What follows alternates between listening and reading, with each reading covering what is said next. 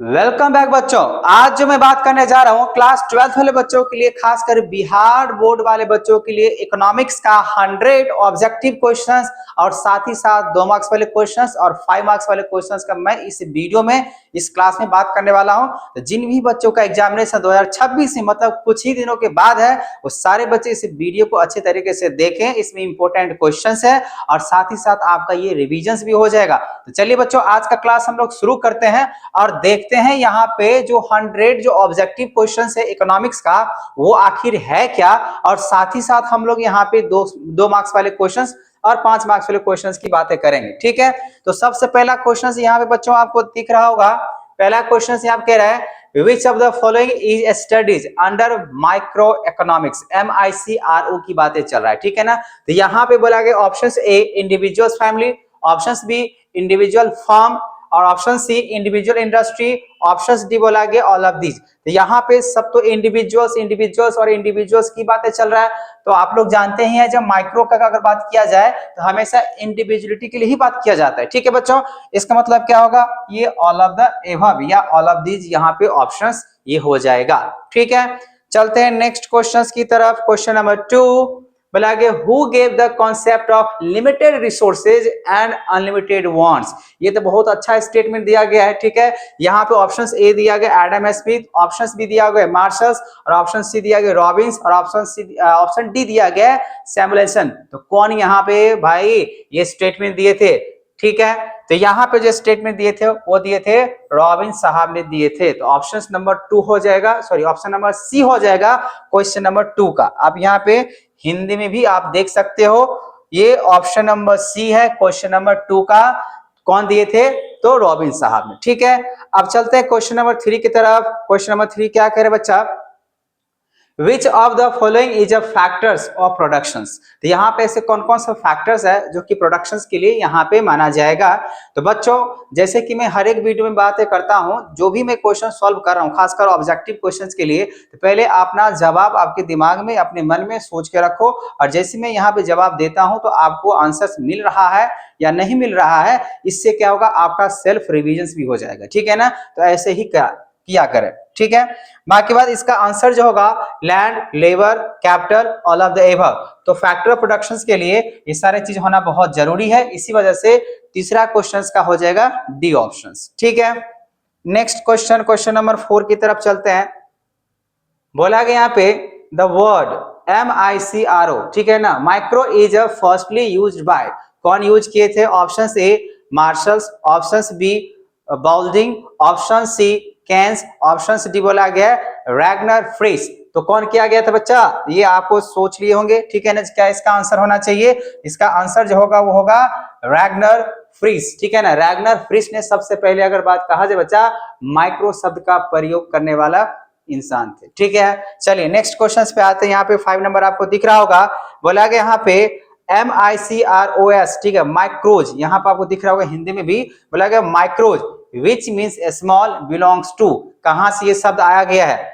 Option A Arabian word, option B Greek word, option C German word और option D English word. जैसे कि आपको बहुत सारे बच्चों को मालूम ही होगा ये कहां से है बच्चा, तो ग्रीक वर्ड से है। ठीक है, इसीलिए 5 का ऑप्शन जो होगा वो बी होगा। ठीक है, तो हम लोग यहाँ पे अच्छे तरीके से रिविजन करेंगे ऑब्जेक्टिव क्वेश्चंस को और अच्छे से याद कर लेंगे अगर नहीं याद है तो। ठीक है, आज आपको मालूम चल जाएगा आपको कितना याद है या नहीं है इकोनॉमिक्स में। नेक्स्ट क्वेश्चन 6 नंबर बोला गया which of the following is not a welfare economics. यहाँ पे not a welfare of economics की बातें चल रहा है, इसमें से कौन, यहाँ बात हिंदी में भी आप देख सकते हो, इसमें से कौन बोला गया अर्थशास्त्री में से कौन कल्याणवादी विचारधारा के नहीं है। ठीक है, अब यहाँ पे ऑप्शन दे सकते हो, option A Cannon, option B Pigou, option C J B Say, option D martial. तो यहाँ पे बच्चा आपको मालूम चल गया होगा ऑप्शन कौन सा होगा, सी जे बी से साहब। ठीक है, जे बी से साहब यहाँ पे खासकर नहीं आएंगे क्योंकि नॉट अ वेलफेयर इकोनॉमिक्स की बातें चलता है, ये सब किए हैं लेकिन ये नहीं है। ठीक है, तो ऑप्शन सी हो जाएगा, नॉट लगा हुआ है। नेक्स्ट क्वेश्चन, क्वेश्चन नंबर 7 की तरफ चलते हैं।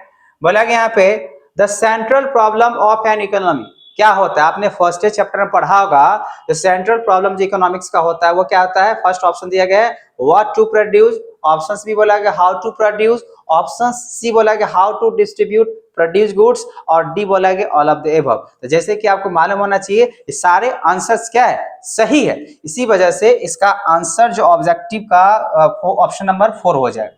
4 मतलब डी, ऑप्शन नंबर कौन सा हो जाएगा, डी हो जाएगा, क्योंकि तीनों जवाब जो है ना इसका सही है, इसीलिए ऑल ऑफ द एबव हो जाएगा। तो 7 नंबर का हो जाएगा डी। ठीक है, चलते हैं नेक्स्ट क्वेश्चंस की तरफ। क्वेश्चन नंबर 8, क्वेश्चन नंबर 8 क्या कह रहे बच्चे यहाँ पे, which economic has a coexistence of private and public sector. ठीक है, जैसे कि आपको मालूम होना चाहिए कैपिटलिस्ट में हमेशा जो है ना प्राइवेट की बातें चलता है, और सोशलिस्ट में हमेशा पब्लिकली बात किया जाता है। लेकिन मिक्स्ड की अगर बातें कहा जाए, जहां पे प्राइवेट और पब्लिक दोनों एक साथ अगर मिल जाता है तो उसको हम लोग क्या कहते हैं, मिक्स्ड इकोनॉमी। मतलब यहाँ पे 8 का जो आंसर होगा वो होगा सी। ठीक है, क्वेश्चन नंबर 9 की देख लेते हैं यहाँ पे, in which economic decision are taken on the basis of price mechanism. तो यहाँ पे ऐसे कौन सा ऑप्शन सही है जिसमें बोला गया प्राइस मैकेनिज्म के हिसाब से डिसीजंस लिए जाते हैं, किस अर्थव्यवस्था में कीमत तंत्र के आधार पर निर्णय लिए जाते हैं। Option A socialist, option B capitalist, option C mixed, और ऑप्शन डी बोला गया नन ऑफ दीज। तो यहाँ बच्चा हमेशा ध्यान रखें ऑप्शन बी होगा कैपिटलिस्ट। ठीक है, पूंजीवाद में ही हमेशा क्या होता है, जो कीमत के आधार पे है ना निर्णय लिया जाता है, डिसीजन लिया जाता है। ठीक है, इसी वजह से 9 का क्या होगा, बी नंबर। चलो नेक्स्ट क्वेश्चंस की तरफ चलते हैं। क्वेश्चन नंबर 10 नंबर क्या कह रहे हैं यहाँ पे, the slope of production possibility curve falls. जो स्लोप बोला गया यहाँ पे प्रोडक्शन पॉसिबिलिटी कर्व जो फॉल होगा वो किस तरफ से होता है। ऑप्शन ए लिखा है from the left to right, option B बोला गया फ्रॉम राइट टू लेफ्ट, और ऑप्शन सी बोला गया फ्रॉम टॉप टू बॉटम, और ऑप्शन डी बोला गया फ्रॉम बॉटम टू टॉप। तो आपको मालूम होना चाहिए बच्चा, हमेशा स्लोप ऑफ प्रोडक्शन जो पॉसिबिलिटी कर्व जो फॉल होता है ना वो लेफ्ट से राइट की तरफ। ठीक है, मतलब यहाँ पे ऑप्शन ए हो जाएगा। ठीक है, तो ये था क्वेश्चन नंबर 10 का। अब मैं बात कर लेता हूं क्वेश्चन नंबर 11 का। क्या कह रहे हैं यहाँ पे, consumer behaviour is study in. Consumer का जो बिहेवियर होता है बच्चा वो कौन से इकोनॉमिक्स में पढ़ना पड़ता है, MICRO वाला में। ठीक है ना, मतलब सूक्ष्म वाले में पढ़ना पड़ता है, ऑप्शन ए है। ऑप्शन बी बोला गया मैक्रो इकोनॉमिक्स मतलब व्यापक अर्थव्यवस्था में, ऑप्शन सी बोला गया इनकम थ्योरी में, और ऑप्शन डी बोला गया नन ऑफ दीज। तो आपको मालूम होना चाहिए ये जो कंज्यूमर्स का जो बिहेवियर है ना वो हमेशा छोटे लेवल पे किया जाता है। ठीक है ना, क्योंकि हर एक लेवल का जो बिहेवियर है वो अलग अलग होता है। इसी वजह से यहाँ पे MICRO माइक्रो इकोनॉमिक्स मतलब सूक्ष्म अर्थव्यवस्था में हमेशा ध्यान रखना है जो कंज्यूमर बिहेवियर को स्टडी किया जाता है। ठीक है, नेक्स्ट क्वेश्चंस की तरफ चलते हैं। क्वेश्चन नंबर 12 हिंदी में आप यहाँ पे देख सकते हो क्या लिखा हुआ है। अब चलते हैं यहाँ पे इसके इंग्लिश के लिए। बोला कि 12 नंबर में which is the first law of Gossen. Gossen के द्वारा यहाँ पे कौन सा लॉ दिया गया है। ठीक है, क्वेश्चन नंबर 12 की बात कर रहे हैं। ऑप्शन ए बोला गया law of demand, option B है law of diminishing marginal utility, option C law of equi marginal utility, option D consumer surplus. जैसे कि मुझे मालूम है फर्स्ट लॉ ऑफ गॉसेंस के द्वारा law of diminishing marginal utility दिया गया था, इसीलिए यहाँ पे 12 नंबर का जो आंसर होगा वो हो जाएगा बी। ठीक है, आप ध्यान से इसको रिवाइज करें, पढ़ें। जहां पे भी अगर आपको प्रॉब्लम हो तो आप या तो कमेंट करो या तो कोई भी क्वेश्चंस का क्रॉस चेक कर सकते हो, इसमें कोई आपत्ति या विपत्ति मुझे नहीं है। ठीक है, चलते हैं नेक्स्ट क्वेश्चन। क्वेश्चन नंबर 13 बोला गया है budget line indicate. Budget line जो होता है बच्चा वो क्या चीज को इंडिकेट करेगा। Option A price ratio, option B income ratio, option C cost ratio, और ऑप्शन डी बोला गया नन ऑफ दीज। तो हमेशा ध्यान रखना बच्चा ये जो बजट लाइन है ना इंडिकेट करता है प्राइस रेशियो को। ठीक है, प्राइस रेशियो को जो है ना बजट लाइन इंडिकेट करता है। समझ में आ रही बात। चलते हैं नेक्स्ट क्वेश्चन की तरफ, क्वेश्चन नंबर 14 की तरफ। 14 क्या कह रहे हैं यहाँ पे, from which of the following is the slope of indifference curve. Indifference curve IC curve is measured. ठीक है ना, क्वेश्चन आपने ध्यान सुन लिया। From which of the following is the slope of indifference curve is measure. यहाँ पे हिंदी में भी लिखा हुआ है, जिन बच्चे को प्रॉब्लम हो रहा है तो आप हिंदी में भी पढ़ सकते हो, ठीक है। ऑप्शन से दिया गया यहाँ पे increasing MRS marginal revenue supply की हिसाब बोल सकते हैं, slope marginal rate of transformation B option है। ऑप्शन सी बोला गया यहाँ पे marginal rate of substitutions MRS, sorry यहाँ पे इसका फुल फॉर्म क्या लिखा हुआ है, मार्जिनल रेट ऑफ सब्स्टिट्यूशन, लेकिन यहाँ पे इंक्रीजिंग लगा हुआ है, ठीक है ना। अब ऑप्शन डी बोला गया नन ऑफ दीज, तो यहाँ पे 14th का जो आंसर होना चाहिए बच्चा वो होना चाहिए यहाँ पे सी, क्योंकि यहाँ पे इंक्रीजिंग लगा दिया तो इंक्रीजिंग नहीं होता। लिखा ना यहाँ पे from which of the following is the slope of indifference curve is measured, marginal rate of substitutions के हिसाब से मेजर किया जाता है MRS के द्वारा, लेकिन यहाँ पे इंक्रीजिंग ऑफ मार्जिन बोला गया, नहीं ऐसा नहीं है, वहां पे भी नहीं है, इसीलिए ऑप्शन क्या हो जाएगा 14th का सी सही जवाब है, ठीक है। नेक्स्ट क्वेश्चन चलते हैं 15 की तरफ। बोला गया consumption of every additional unit of commodity, marginal utility क्या होगा, घटेगा या बढ़ेगा। वैसे मैंने आपको पढ़ाया ऑफलाइन क्लासेस में, आप यहाँ पे आप देख सकते हो ऑप्शंस ए दिया हुआ है डिमिनिशिंग, ऑप्शंस बी बोला गया इंक्रीजिंग, ऑप्शन सी बोला गया रिमेन्स कांस्टेंट और ऑप्शन डी बोला गया बिकम एंड जीरो, मतलब बिकम एंड जीरो की बातें चल रहा है। तो हमेशा ध्यान रखना, आपने सुना भी होगा, तो जैसे जैसे मैंने कभी एग्जांपल्स के साथ समझाया होगा, जैसे जैसे अगर कंजम्पशन आप करते हो तो उस समय आप मान लो रोटी खाने हैं, ठीक है ना, तो जैसे जैसे आप रोटी खाते चलते हो वैसे वैसे आपका भूख जो है मिटते जाता है, मतलब घटते जाता है ना। तो यहाँ पे आपका जो जवाब होना चाहिए वो क्या होना चाहिए, डिमिनिशिंग। इसी वजह से 15 का जो consumption of every additional unit पर कमोडिटी क्या होता है, मार्जिनल जो यूटिलिटी होता है वो घटते हुए चला जाता है, ठीक है बच्चा। तो यहाँ पे हो जाएगा ए ऑप्शन डिमिनिशिंग, ठीक है। ये था 15 नंबर क्वेश्चन। चलते हैं यहाँ पे नेक्स्ट क्वेश्चन 16 नंबर। बोला गया how we calculate marginal utility, मतलब MU को कैलकुलेट कैसे किया जाता है, ये तो फॉर्मूला है, अभी फॉर्मूला तो आपको याद रखना पड़ेगा। इसका आंसर जो होना चाहिए change total utility bye change in quantity, मतलब ऑप्शंस क्या हो जाएगा ए, ये देखने से लग रहा है, बाकी बात यहाँ पे और कोई ऑप्शंस मुझे नजर नहीं आ रहा है, जो सही है यही है, ठीक है। ये फॉर्मूला है, ये कैसे कैलकुलेट करना है इसके लिए फॉर्मूला है, तो फॉर्मूला अगर याद रखोगे बच्चा तो वो बन जाएगा, ठीक है ना, इसमें कोई कंफ्यूजन तो है नहीं। नेक्स्ट क्वेश्चन ये आप समझ गए, ए ऑप्शन होगा 16 का ए। नेक्स्ट क्वेश्चन चलते हैं 17 नंबर। बोला यहाँ पे utility can be measured by, जो यूटिलिटी होता है उसको कैसे मेजर किया जाएगा, उपयोगिता की माप किया जा सकता है कैसे।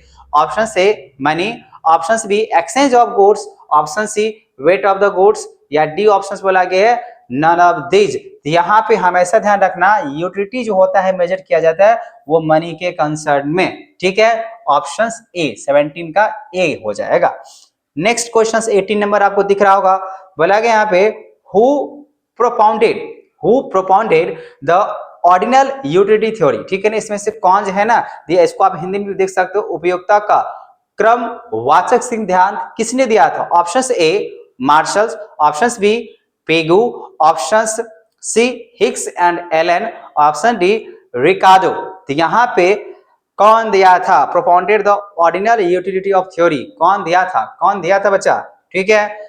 मुझे मार्शल दिया, इसमें ऑप्शंस हो जाएगा आपका सी हिक्स एंड एलन दिया था, ठीक है ना, हिक्स एंड एलन के द्वारा यहाँ बोल सकते हो propounded the ordinal utility theory, तो हिक्स एंड एलन, प्लीज इसको क्रॉस चेक कर लेना क्वेश्चन नंबर 18 का, लेकिन ये आंसर मेरा सही है, हिक्स एंड एलन के द्वारा ही दिया गया था, ठीक है। चलते बच्चा क्वेश्चन नंबर 19 की तरफ, 17 का ए हो गया, 18 का सी हो गया। नेक्स्ट क्वेश्चन नंबर 19 क्या कह रहे हैं यहाँ पे, utility in economics means, utility in economics का मतलब क्या होगा हिंदी में, यहाँ पे आप बच्चे देख सकते हो जिनको प्रॉब्लम होता है इंग्लिश में। अब यहाँ पे क्या क्या ऑप्शंस दिया गया है, ऑप्शंस ए दिया हुआ है want satisfied power of commodity, options B pleasures, option C happiness और ऑप्शन डी बोला गया है यूजफुलनेस। तो यहाँ पे आंसर जो होना चाहिए वो want satisfying power of commodity होना चाहिए, ठीक है ना, यहाँ पे यही होता है want satisfied power of commodity, ये होगा आंसर। मतलब यहाँ पे आप हिंदी में देख सकते हो कहना क्या चाह रहा था, अगर आपको नहीं समझ में आया, बोले अर्थशास्त्र में उपयोगिता का आशय क्या है, मतलब किसी वस्तु में आवश्यकता पूरी करने की शक्ति को ही हम कह सकते हैं, इसी वजह से इसका ए ऑप्शन हो जाएगा, ठीक है, ए समझ में आ रहा है। नेक्स्ट क्वेश्चंस की तरफ चलते हैं, क्वेश्चन नंबर 20। ठीक है, तो 20 क्या करें यहाँ पे, when total utility is fixed, ठीक है, अगर टोटल यूटिलिटी ही फिक्स कर दिया गया है तो मार्जिनल यूटिलिटी क्या होना चाहिए। जब यहाँ पे टोटल यूटिलिटी TU अगर फिक्स्ड है, ठीक है, तो MU क्या हो जाएगा बच्चा, तो हमेशा ध्यान रखें MU हो जाएगा जीरो, किधर भी बढ़ने वाला नहीं है, ठीक है, मतलब ये जीरो हो जाएगा। टोटल यूटिलिटी फिक्स है, MU भी फिक्स है, इसका मतलब जीरो हो जाएगा, ठीक है। मार्जिनल जो यूटिलिटी है वो क्या बन जाएगा, जीरो। ये TU बोला गया फिक्स है तो MU क्या होगा, तो MU हो जाएगा जीरो, ठीक है। चलो नेक्स्ट क्वेश्चन, क्वेश्चन नंबर 21 दिख रहा होगा आपको बच्चों। बोला कि डिमांड कर्व जो होता है जनरली जो स्लोप होगा, डिमांड कर्व जो जनरली जो स्लोप होता है वो किधर होता है। Option A upward from left to right, option B downward downward from left to right, हाँ। उसके बाद option C parallel to X axis, option D parallel to Y axis. बिल्कुल नहीं, ये तो जवाब बिल्कुल गलत है, ये भी बिल्कुल गलत है। अब यहाँ पे अपवर्ड फ्रॉम अपवर्ड डायरेक्शन बोला गया लेफ्ट टू राइट, नहीं बिल्कुल गलत जवाब, ये भी गलत है। तो यहाँ पे जो जवाब होगा 21 का वो हो जाएगा बी, ठीक है, downward from left to right, ठीक है। नेक्स्ट क्वेश्चन, क्वेश्चन नंबर 22 क्या कह रहे हैं यहाँ पे, which of the following is a reason for fall in demand. इसमें से ऐसा कौन सा रीजन है बच्चा जिसके वजह से डिमांड है ना फॉल हो जाता है। Option A fall in income, option B fall in number of buyers, option C fall in taste of consumers, और option D all of the above. तो यहां तो मुझे लग रहा है तीनों ऑप्शन सही है, fall in income, fall in number of buyers और ऑप्शन सी दिया हुआ है। इसके लिए आपका सही जवाब जो होगा 22 का वो हो जाएगा डी, ठीक है। चलते हैं अब नेक्स्ट क्वेश्चंस की तरफ। 23 नंबर क्वेश्चन कह रहा है goods which can alternatively be used are called. तो ऐसे कौन से वस्तु, ऐसी वस्तु है जिनका एक दूसरे के बदले प्रयोग किया जाता है, वो जो कहलाएगा उसको क्या कहते हैं। ऑप्शंस दिया गया यहाँ पे बच्चा, a complementary goods, option B बोला गया सब्स्टिट्यूट गुड्स, ऑप्शन सी बोला गया कंफर्ट गुड्स और ऑप्शन डी बोला गया नन ऑफ दीज। तो हमेशा ध्यान रखना है क्या होगा, सब्स्टिट्यूट गुड्स होगा, ठीक है। मतलब एक के बदले में दूसरा हम लोग यूज कर सकते हैं, चाहे टी या कॉफी, है ना, इसको बोल सकते हैं सब्स्टिट्यूट गुड्स। लेकिन कॉम्प्लीमेंट्री गुड्स हम लोग आगे देखेंगे, जिसके मतलब एक के बिना दूसरा नहीं काम हो सकता है, उसके लिए कॉम्प्लीमेंट्री गुड्स की बातें होता है। जैसे पेन के लिए इंक, ठीक है ना, उसी तरीके से गाड़ी के लिए पेट्रोल, तो यहाँ पे वो कहलाएगा, क्या कहलाएगा, कॉम्प्लीमेंट्री। लेकिन यहाँ बोला गया एक के बदले दूसरा अगर यूज करते हैं उसको क्या बोलते हैं, सब्स्टिट्यूट गुड्स बोलते हैं, ठीक है बच्चों। चलो अब चलते हैं नेक्स्ट क्वेश्चन की तरफ, क्वेश्चन नंबर 24। जैसे कि अभी आपको मैंने बताया, तो देखो यहाँ पे सब्स्टिट्यूट गुड्स का यहाँ पे आ गया 24 नंबर क्वेश्चन का, with the rise in coffee price. अगर कॉफी के दाम अगर बढ़ रहा है, the demand of T, demand जो है टी का, चाय का, वो क्या होगा, बढ़ेगा, है ना, राइज कर जाएगा। अगर कॉफी के दाम बढ़ रहा है तो डिमांड जो होगा यहाँ पे टी का वो क्या होना चाहिए, बढ़ना चाहिए, क्योंकि डिमांड इसका दाम बढ़ने से इसका कॉफी का जो प्राइस है बढ़ने से इसका डिमांड कम हो जाएगा, लेकिन टी का जो डिमांड होगा वो बढ़ जाएगा। तो 24 का हो जाएगा A. Very good. Next question बोला यहाँ पे 25 number, in the following the example of substitute goods. अभी यही चल रहा है, ठीक है ना। ऑप्शन ए बोला गया बच्चा tea and sugar, option B बोला गया shoes and socks, option C बोला गया pink and ink, pen and ink, और ऑप्शन डी बोला गया टी एंड कॉफी। तो यहाँ पे टी एंड जो कॉफी है ये माना जाएगा सब्स्टिट्यूट गुड्स। तो बाकी बात बच्चा बोलेंगे सर टी और शुगर क्यों नहीं हो सकता, नहीं, ये सब्स्टिट्यूट है, मतलब सॉरी ये कॉम्प्लीमेंट्री है। ये जो टी एंड शुगर की बातें कर रहे हैं ये क्या है, कॉम्प्लीमेंट्री, मतलब चीनी के बिना चाय नहीं बन सकता है, ये कॉम्प्लीमेंट्री है। और जूता जो है बिना सॉक्स का नहीं पहना जा सकता है, इसलिए क्या ये कॉम्प्लीमेंट्री है, मतलब दोनों के बिना नहीं चलने वाले, दोनों चाहिए चाहिए, ठीक है। पेन एंड इंक, तो पेन अगर खाली रहेगा तो चलने वाला है नहीं, मतलब इंक के बिना पेन चल नहीं सकता, ये हो जाएगा कॉम्प्लीमेंट्री।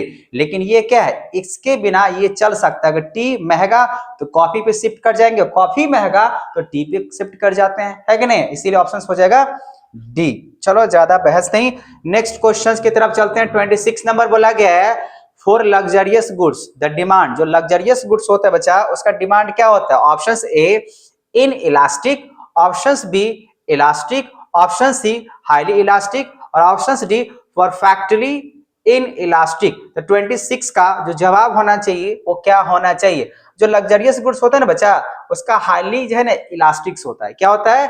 हाईली इलास्टिक माना जाता है। ठीक है, ये ध्यान रखें। नेक्स्ट क्वेश्चन 27 नंबर यहां पे दिख रहा होगा, बोला कि विच of the following show elasticity less than 1। Less than 1 की बातें चल रहा है, अब 1 से कम होगा। Option A necessary goods, option B comfort goods, option C luxurious goods और ऑप्शन डी बोला गया है ऑल ऑफ द एबव। तो यहाँ पे आंसर जो होगा वो होगा नेसेसरी गुड्स। ठीक है, हमेशा ध्यान रखना, ये जो बोला गया है जो इकाई से कम मतलब एक से कम की लोच का जो निम्नलिखित में से कौन व्यक्त करता है? तो आवश्यक वस्तु। ठीक है, एक से कम। बाकी बात एक से ज्यादा होगा तो फिर उस लग्जरियस कंफर्ट वाले गुड्स में चला जाता है। एक से कम अगर रहता है तो जो जरूरत का सामान होता है ना वही आता है। ठीक है, इसीलिए बच्चा यहाँ आंसर हो जाएगा ए, मतलब 27 का ए हो जाएगा और 26 का क्या मैंने लगाया था? सी, हाईली इलास्टिक होता है। ठीक है, नेक्स्ट क्वेश्चन की तरफ चलते हैं। क्वेश्चन नंबर 28 क्या कह रहे हैं यहाँ पे? आप हिंदी में यहाँ पे देख सकते हो। ठीक है, नेक्स्ट क्वेश्चन बोला गया यहाँ पे 28 नंबर, हु प्रोवाउंटेड द परसेंटेज या proportionate method of measuring elasticity of demand. कौन बोले थे, कौन कहे थे? ठीक है ना, इसका जवाब आपको बताना है। Option A Marshall, option B flux, option C Hicks और ऑप्शन डी बोला गया नन ऑफ दिस। जैसे कि यहाँ पे जो आपको दिख रहा है इसके हिसाब से तो ऑप्शन ए होगा, मार्शल होगा। बहुत जगह पे है ना मैंने देखा है यहाँ पे फ्लक्स यूज करते, लेकिन नहीं, ये गलत है। आपका जवाब क्या होगा? मार्शल। ठीक है, मार्शल ने ये बात कहे थे, परसेंटेज या प्रोपोर्शनेट मेथड जो मेजर किए थे वो मार्शल के द्वारा ही, खासकर इलास्टिसिटी ऑफ डिमांड के लिए। ठीक है, अब अच्छे से पढ़ लेना, किताब में आपको मिल जाएगा। ठीक है, ये होगा ऑप्शन ए, मार्शल के द्वारा। ठीक है, नेक्स्ट क्वेश्चन बोला गया यहाँ पे how many types of elasticity of demand. Elasticity of जो डिमांड होते बच्चे वो कितने प्रकार के होते हैं? मांग की लोच कितने प्रकार की होती है? तो होती है 5। ठीक है ना, वैसे बेसिकली तो 3 होते हैं, लेकिन नहीं, यो बोला यहाँ पे मेनी, जो how many types of elasticity of demand has, तो प्रॉपर 5 हम लोग यहाँ पे ले सकते हैं। ठीक है, 5 ही होता है, तो आप 5 टिक लगा लेना। ठीक है, ठीक है, चलो नेक्स्ट क्वेश्चन की तरफ चलते हैं। 30 नंबर बोला कि elasticity of demand for substitute goods is. Elasticity है तो elasticity of demand for substitute goods is option से 0, option B positive, option C negative और ऑप्शन डी बोला कि ऑलवेज लेस देन यूनिटी 1। तो ये जो सब्स्टिट्यूट गुड्स होता है वो हमेशा होना चाहिए बच्चा पॉजिटिव होना चाहिए। ठीक है ना, तो यहाँ पे पॉजिटिव होता है। क्या होता है? पॉजिटिव, हमेशा धनात्मक होता है। स्थापन वस्तुओं की मांग की जो लोच होती है हमेशा पॉजिटिव होता है। ठीक है, नेक्स्ट क्वेश्चन, क्वेश्चन नंबर 31 बोला कि if the increase in income, अगर इंक्रीज कर जाता है income of consumers, consumer reduce the demand of goods या commodity X, the commodity X will be. कैसा कमोडिटी इसमें माना जाएगा? ये क्वेश्चन बहुत ही अच्छा है, इसको ध्यान से पढ़ें। बोला कि यदि उपभोक्ता की आय में वृद्धि से वस्तु एक्स की मांग कम हो जाती है तो वस्तु एक्स क्या है इसमें? ऑप्शन से life saving goods, option B essential goods, option C luxurious goods, option D given goods, जिसमें आता है इंफीरियर गुड्स। मतलब यहाँ पे जो जवाब होना चाहिए वो हो जाएगा डी। ठीक है, ये वाली बात होता है, अगर कंज्यूमर्स का इनकम अगर बढ़ जाता है ना तो जो घटिया जो प्रोडक्ट होता है इंफीरियर, उसके डिमांड जो होता है वो घट जाता है। ये आपको ध्यान रखने की जरूरत है। ठीक है, ये बात आपको समझ में आ गया। इन गिवन मतलब इंफीरियर, यहाँ पे आपकी बात चलेगा डी। चलो नेक्स्ट क्वेश्चन की तरफ चलते हैं। क्वेश्चन नंबर 32 क्या कह रहे हैं यहाँ पे? Price elasticity of demand means, price elasticity of demand का मतलब क्या होगा बच्चा? Options A change in demand due to change in price, options B change in demand charge in demand और option C charge in real income और option D बोला गया charge in price. तो यहाँ पे 32 का जो जवाब होना चाहिए बोला कि प्राइस इलास्टिसिटी ऑफ डिमांड का मतलब जो होगा, चार्ज इन डिमांड तो होता नहीं है, चार्ज इन रियल इनकम होता है नहीं, चार्ज होता नहीं है, चेंज होता है। ठीक है, change in demand due to change in price, यही होता है प्राइस इलास्टिसिटी ऑफ डिमांड का मतलब। ठीक है, ये याद रखिएगा। नेक्स्ट क्वेश्चन यहाँ पे 33 नंबर बोला गया है, in production function, production is function of price, option A, option B factor of production, option C total expenditures, और ऑप्शन डी बोला गया है नन ऑफ दीज। ठीक है, क्या होना चाहिए? तो नन ऑफ दीज की अगर बातें करें तो चल तो है नहीं ऑप्शंस में, तो यहाँ पे प्राइस है, फैक्टर ऑफ प्रोडक्शंस, हाँ ये होगा। ठीक है, फैक्टर ऑफ प्रोडक्शंस, ध्यान रखना बच्चा, इन प्रोडक्शन फंक्शंस में प्रोडक्शन फंक्शन जो होता है वो फैक्टर ऑफ प्रोडक्शंस के लिए ही माना जाता है, और बाकी बात ये जो ऑप्शन दिख रहा है ये सब नहीं है, मतलब ऑप्शन बी होगा। किसका? 33 का बी। अच्छे से पढ़ लें, समझ लें, याद कर लें, यही होता है उत्पादन फलन में। उत्पादन किसका फलन है? तो उत्पत्ति के साधनों का फलन है। ठीक है, ये याद रखिएगा। चलिए बी ऑप्शन हो गया 33 का। नेक्स्ट क्वेश्चन 34 नंबर पे आते हैं, बोला गया long run production function is related to which of the following. ठीक है, option A law of demand, option B law of increasing return, option C law of return to scale, option D elasticity of demand. क्या होना चाहिए बच्चों? तो यहाँ पे अगर मैं बात करूं, ऑप्शन ए दिया law of demand, option B दिया हुआ law of increasing return, option C law of return to scale. हाँ ठीक है, तो आप यहाँ पे सी ऑप्शंस लगा दो, यही होता है। इलास्टिसिटी ऑफ डिमांड भी नहीं होता है। बोला कि दीर्घकालीन उत्पादन फलन का जो संबंध है वो निम्न में से किससे है? मांग के नियम से नहीं, उत्पत्ति वृद्धि के नियम से नहीं, पैमाने के प्रतिफल नियम से होता है। ठीक है, मांग की लोच से भी नहीं होता है, ये आपको याद रखने की जरूरत है। तो यहाँ पे 34 का ऑप्शन क्या हो जाएगा? सी हो जाएगा। ठीक है, नेक्स्ट क्वेश्चन चलते बच्चा, क्वेश्चन नंबर 35 बोला गया यहाँ पे law of variable proportion is related. जो वेरिएबल होता है ना वो हमेशा शॉर्ट टर्म में होता है। ऑप्शन कौन सा हो जाएगा? तो सी। ठीक है, both short and long term बिल्कुल नहीं होता है, लॉन्ग टर्म में नहीं होता है, वेरी लॉन्ग टर्म में नहीं होता है। क्या होता है? सी, मतलब शॉर्ट टर्म में ही होता है। जो भी अगर वेरिएबल का प्रोपोर्शंस की बात किया जाएगा, मतलब परिवर्तनशील अनुपात का जो नियम है वो हमेशा अल्पकाल से ही होता है, अल्पकालीन में ही ये चेंज किया जा सकता है, इसीलिए शॉर्ट टर्म होगा। ठीक है बच्चों, चलो 35 हो चुका है, 36 पे तरफ चलते हैं। 36 क्या कह रहे हैं यहाँ पे? When average product AP is maximum, the marginal product जो है MP is क्या होगा? Option A equal to AP, option B less than AP, option C more than AP, option D can be any one of the above. नहीं, ऐसा तो नहीं है। बोला गया यहाँ पे क्वेश्चंस में, आप हिंदी में भी देख सकते हो, जब औसत उत्पाद अधिकतम होता है तो सीमांत जो होना चाहिए वो क्या होना चाहिए? ऑप्शंस आपको यहाँ पे नजर आ चुका है बच्चा।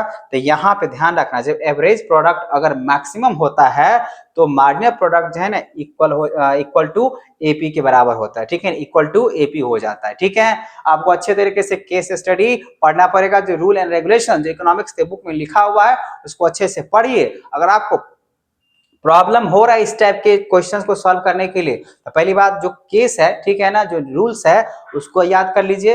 अगर फिर भी आपको प्रॉब्लम हो रहा है तो आप मुझे कमेंट करें, उसके लिए मैं आपको सेपरेट है ना, ये जो एपी है, ठीक है ना, एमपी है या एबीसी है, ऐसे बहुत सारी चीजें होती है जो आपको समझना बहुत ही जरूरी है। ठीक है, नेक्स्ट क्वेश्चन की तरफ चलते हैं। बोला गया 37 number, the production function of form as. जो प्रोडक्शन फंक्शन होता है फॉर्म का वो क्या होता है? Option A production, option B relationship between input and output, option C cost, और ऑप्शन डी बोला गया फैक्टर। एक फॉर्म का उत्पादन जो फलन होता है, प्रोडक्शन का जो फंक्शन होता है वो डिपेंड करता है बच्चा इनपुट एंड आउटपुट पे। 37 का जो होना चाहिए वो हो जाएगा बी। 37 का क्या हो जाएगा? बी होगा। वो हमेशा ध्यान रखना, आगतों एवं निर्गतों के संबंध में ही है ना हमेशा एक फॉर्म का उत्पादन का फलन होता है, इस ऑप्शन के हिसाब से, ये ध्यान रखना है। ठीक है, नेक्स्ट क्वेश्चंस की तरफ चलते हैं बच्चा। नेक्स्ट क्वेश्चन बोला गया है when total fixed cost of productions of 100 units, ठीक है 100 यूनिट्स दिया गया है, इज 30, ठीक है, 100 units is 30 and average variable cost बोला गया 3, तो वेरिएबल कॉस्ट से multiply then the total cost. तो टोटल कॉस्ट के लिए यहाँ पे जो लिखा हुआ है टोटल फिक्स्ड कॉस्ट जो प्रोडक्शन के लिए फिक्स है वो हर एक पे लगेगा, ये वेरिएबल है। तो 300 प्लस में 30 तो कितना दिख रहा है 330। तो कौन सा ऑप्शन होना चाहिए बच्चा, यहाँ पे 3 है 270 है 30 है 330 है, मतलब यहाँ पे जो लग जाएगा वो हो जाएगा डी ऑप्शन, ठीक है। कौन सा हो जाएगा डी, क्योंकि 100 यूनिट्स की बातें चल रहा है और 3 रुपए के हिसाब से वेरिएबल्स है, इसको मल्टीप्लाई कर लेंगे और 30 रुपया फिक्स है उसको जोड़ देंगे तो यहाँ पे टोटल कॉस्ट निकल के आ जाएगा। इसीलिए ऑप्शन क्या कौन सा हो जाएगा डी, 38 का डी हो जाएगा, ठीक है बच्चा। अब चलते हैं नेक्स्ट क्वेश्चन 39 की तरफ। यहाँ पे दिख रहा होगा हिंदी में, बोला कि the shape of average cost. Average cost का जो शेप होता है ना हमेशा यू शेप का होता है, ठीक है। जैसे कि बहुत सारे बच्चों को मालूम होता है, तो अगर मालूम है तो बहुत ही अच्छी बात है क्योंकि आपका एग्जामिनेशन नजदीक है तो आपको याद रहना ही चाहिए। ऑप्शन से U shape, option B rectangular hyperbola, ठीक है। ये जो हाइपरबोला होता है ना कभी डाउनवर्ड शेप में होता है या तो अपवर्ड शेप में होता है, ये पैराबोला होता है, ठीक है। लेकिन बोला कि रेक्टेंगुलर पैराबोला के हिसाब से तो यहाँ पे तो ऐसा होता नहीं, सीधा जवाब दो ए, ठीक है। यू शेप्ड का होता है। 39 का क्या हो जाएगा ए, एवरेज कॉस्ट कर्व हमेशा यू शेप्ड का होता है अपर पैराबोला तरफ के, ठीक है। चलो नेक्स्ट क्वेश्चन की तरफ चलते हैं। बोला कि यहाँ पे which of the following statement is true, average cost equals to total fixed cost minus total variable cost, नहीं, गलत जवाब। बी बोला गया एवरेज कॉस्ट जो होता है वो total average fixed cost plus total variable cost है, नहीं। सी बोला गया average cost equals to total fixed cost plus average variable cost. Option D बोला यहाँ पे average cost equals to average fixed cost average variable cost, ठीक है, यही जवाब होगा ऑप्शन डी, ठीक है। एवरेज कॉस्ट जो होता है वो एवरेज फिक्स्ड कॉस्ट प्लस में एवरेज वेरिएबल कॉस्ट के दोनों का सम के बराबर होता है एवरेज कॉस्ट, ठीक है। इसीलिए ऑप्शन डी लगा देना, ये फॉर्मूला है, याद रहेगा तो बनेगा, याद नहीं रहेगा तो नहीं बनेगा। नेक्स्ट क्वेश्चन 40 नंबर समझ में आ गया बच्चा। अब मैं बात कर लेता हूं 40 का, मैंने डी बताया है। अब नेक्स्ट क्वेश्चन चलते हैं 41 की तरफ। क्या कह रहा है यहाँ पे, which of the following is included in monetary cost. Monetary cost यहाँ पे देख सकते हैं मौद्रिक लागत में क्या होता है, implicit cost, option B normal profit, option C explicit cost, option D बोला गया है ऑल ऑफ द एबव। तो ये implicit cost, normal profit, explicit cost या ऑल ऑफ द एबव। अव्यक्त लागतें, सामान्य लाभ है, व्यक्त लागतें, उपयुक्त सभी। तो वैसे तो लग रहा है सारे के सारे इसमें है, ठीक है ना। तो डी ऑप्शन लगा दो, 41 का डी हो जाएगा, सारे शामिल किया जाता है इसमें, ठीक है। नेक्स्ट क्वेश्चन 42 नंबर क्या कह रहा है, विच of the following is not fixed cost. इसमें से कौन सा फिक्स्ड कॉस्ट नहीं है, नॉट की बातें चल रहा है। तो 42 नंबर की अगर बातें करें बच्चा तो बोला कि यहाँ पे interest, insurance premium, cost of raw materials और फैक्ट्री रेंट। तो हमेशा ध्यान रखना कॉस्ट ऑफ रॉ मटेरियल्स है ना, ये फिक्स्ड कॉस्ट नहीं होता है, ये चेंज होता है, ठीक है, ये ध्यान रखना है, ठीक है। तो 42 का क्या लगा देना बच्चा, सी लगा देना है, C which of the following is not बोला गया फिक्स्ड कॉस्ट, इसलिए कॉस्ट ऑफ रॉ मटेरियल इसका जवाब होगा। नेक्स्ट क्वेश्चंस की तरफ चलते हैं। क्वेश्चन नंबर 43 दिख रहा होगा यहाँ पे बच्चों आपको, बोला गया MR, ठीक है ना। ये जो मार्जिनल रेवेन्यू है वो कैसे शो किया जाएगा, क्वेश्चन नंबर 43 की मैं बात कर रहा हूँ। ऑप्शन ए दिया हुआ change in total revenue by change in quantity, total revenue by quantity, change in average revenue by quantity, none of this. नहीं, बिल्कुल ये जवाब होगा टोटल रेवेन्यू चेंज होता है बाय चेंज ऑफ क्वांटिटी के हिसाब से ही होता है, ये मार्जिनल रेवेन्यू का आंसर होगा ऑप्शन ए, ठीक है। नेक्स्ट क्वेश्चन नंबर 44 बोला गया यहाँ पे, इन विच मार्केट AR बराबर में MR, एवरेज रेवेन्यू जो होगा वो बराबर होना चाहिए मार्जिनल रेवेन्यू का। Option A monopoly, option B monopolistic competitions, option C both A and B और ऑप्शन डी बोला गया परफेक्ट कंपटीशन। तो इसका जवाब मिल चुका है, वो है परफेक्ट कंपटीशंस में AR इक्वल्स टू MR होता है, ठीक है ना, याद रखिएगा, ठीक है। 44 का क्या हो जाएगा बच्चा, ऑप्शन डी हो जाएगा perfect competitions. Next question question number 45। 45 क्या रहा यहाँ पे, which of the following statement is true, इसमें से कौन सा सही है। Option A, average revenue and price are same, क्या। Option B, average curve and demand curve are same, both A and B. Option D बोला गया नॉन ऑफ दीज। तो 45 का जो जवाब होना चाहिए, तो A R and price are same, average revenue और प्राइस आर सेम, ये भी सही है। एवरेज रेवेन्यू और डिमांड कर्व आर सेम, ये दोनों सेम है, तो मतलब सी, ए एंड बी दोनों जवाब जो है ना यहाँ पे सही जवाब है। ठीक है, नेक्स्ट क्वेश्चन की तरफ चलते हैं। 46 नंबर बोला गया यहाँ पे, in monopolistic competitions which of the following remain constant. तो मोनोपोलिस्टिक कंपटीशंस में क्या चीज कांस्टेंट रहता है बच्चा। ऑप्शन ए आर मतलब average revenue, option B marginal revenue, option C both A R और एम आर, और ऑप्शन डी बोला गया है नन ऑफ दीज। तो क्या होना चाहिए, A R M R, A R नहीं होता है। ठीक है ना, यहाँ पे ऐसा नहीं होता है, इसमें से कोई भी जो है ना फिक्स्ड कांस्टेंट नहीं दिया गया है, क्योंकि इसमें जो है ना बढ़ते रहता है। ठीक है ना, ये एक ग्रेटर वैल्यू के हिसाब से बढ़ते रहता है। यहाँ पे जो ऑप्शन दिया गया है, अगर मोनोपोलिस्टिक कंपटीशंस है, इसमें से कोई भी चीज कांस्टेंट नहीं होने वाला है, ये बढ़ते हुए रहता है। ठीक है ना, चाहे एवरेज रेवेन्यू की बातें करें या मार्जिनल रेवेन्यू, अगर ये बढ़ रहा है तो वो भी बढ़वे करेगा। ठीक है ना, इसी वजह से यहाँ पे ऐसा कोई ऑप्शन नहीं है, ये भी इंक्रीजिंग होता है। यहाँ पे कांस्टेंट की बातें चल रहा है कि कांस्टेंट लिखा हुआ है, इसीलिए इसका डी लगा देना नन ऑफ दीज। इसमें से ऐसा कुछ भी नहीं होगा, क्योंकि यहाँ पे ये सब बढ़ते हुए रहता है, कांस्टेंट नहीं रहता है। ठीक है, इन मोनोपोलिस्टिक कंपटीशंस में। ठीक है बच्चों, नेक्स्ट क्वेश्चन नंबर 47 बोला गया, for firm's equilibrium equals to, option A दिया हुआ है M R equals to M C, M R ज्यादा है एम सी छोटा है, एम आर कम है एम सी ज्यादा है, और एम आर बराबर में एम सी बराबर में 0। तो 47 का जो होना चाहिए वो होना चाहिए, बराबर की बातें चल रहा है ना, फॉर्म इक्विलिब्रियम, तो मार्जिनल जो रेवेन्यू होगा वो मार्जिनल कॉस्ट के बराबर माना जाएगा। इसी वजह से इसका आंसर जो होगा वो ए लगा देना। ठीक है, ऑप्शन ए। Next question 48 number. 48 नंबर क्या कह रहे हैं बच्चा यहाँ पे, which is method of producers equilibrium, इसमें से कौन सा मेथड है प्रोड्यूसर्स इक्विलिब्रियम के लिए। यहाँ पे आप हिंदी में भी देख सकते हो। ऑप्शन सी बोला गया TR total revenue and total cost method, option B बोला गया MR and MC method, option C बोला गया both A and B, D बोला गया नन ऑफ दीज।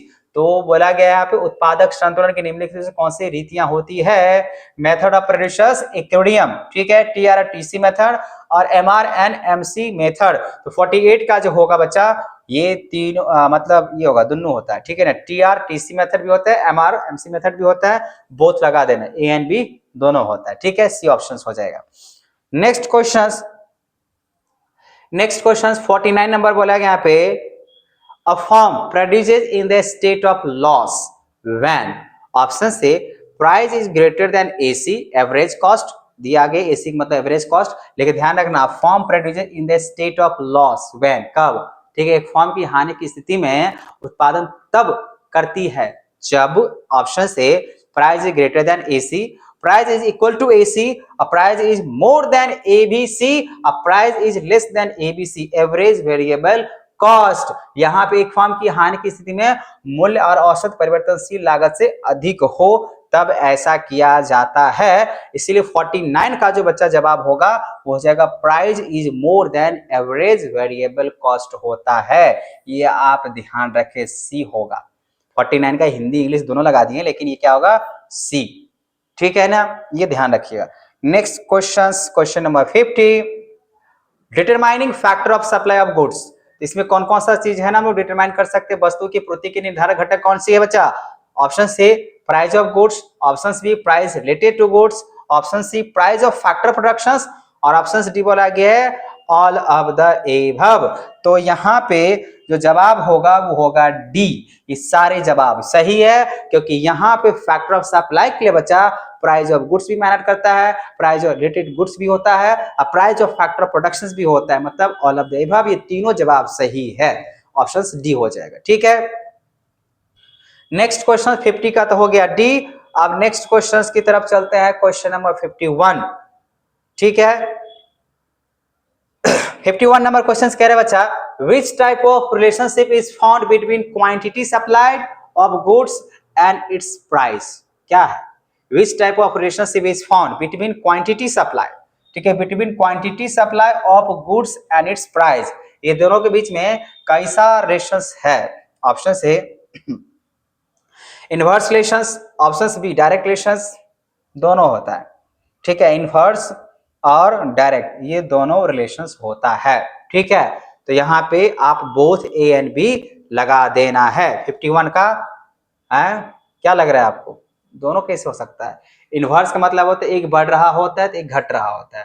डायरेक्ट का मतलब होता है अगर दूसरा क्वांटिटी को बढ़ रहा होता है तो उसके बेस में और भी बढ़ रहा होता है, ठीक है। तो यहाँ पे 51 का बच्चा मुझे तो लग रहा है ये ऑप्शन सी जो है ना ये गलत हो जाएगा। ऐसे होगा था क्योंकि बोला गया विच type of relationship is found between quantity supply of goods and its price. तो यहाँ पे बच्चा आप ऑप्शन जो है ना लगाना यहाँ पे बी डायरेक्ट, ठीक है, डायरेक्ट रिलेशन होता है, ठीक है। अगर दोनों काम करेंगे तो गड़बड़ हो जाएगा। डायरेक्ट होता है ऐसा नहीं है, डायरेक्ट ही होता है। ये 100% जवाब मेरा सही है, डायरेक्ट ही होता है, ठीक है। नेक्स्ट क्वेश्चन की तरफ चलते हैं। क्वेश्चन नंबर, ठीक है, इंसान ही है, इंसान से गलती होता है। नेक्स्ट क्वेश्चन बोला गया 52 number, if the price of goods rise 60% but supply increase करा 5%, ठीक है। तो 5% अब बाय में 60% जो होता है ना गुड्स के प्राइस के परसेंटेज, अब 5 का 5 यहाँ पे 5 12, ठीक है।